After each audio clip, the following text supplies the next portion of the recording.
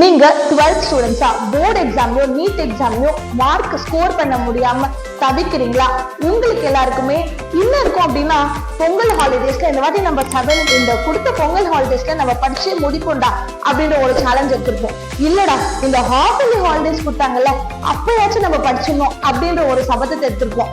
ஆனா எல்லா சேலஞ்சும் வேஸ்ட் ஆகி எதுவுமே முடிக்காம தான் நம்ம இந்த நிலைமையில இருக்கோன்றத நீங்க புரிஞ்சுட்டு இருப்பீங்க. ஆனா அதுக்கான சான்ஸே கிடையாது. நான் உங்களுக்கு ஒரு டெட்லைன் கொடுத்துருக்கேன். என்ன அப்படின்னா 7 days genetics challenge நம்ம எடுக்க போறோம். Yes, you listened it right. 7 days genetics challenge பண்ணி நம்ம சக்சஸ்ஃபுல்லா முடிக்க போறோம்.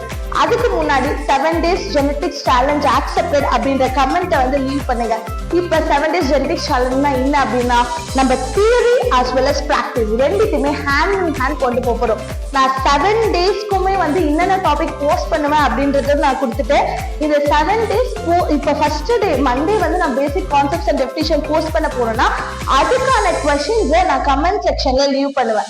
10 questions இருக்கும். 10 questions தியரி பார்த்து முடிக்க போறீங்க, கையோட questions வந்து முடிக்க போறீங்க. 6 daysக்கானதுக்கு 60 questions வந்துரும்.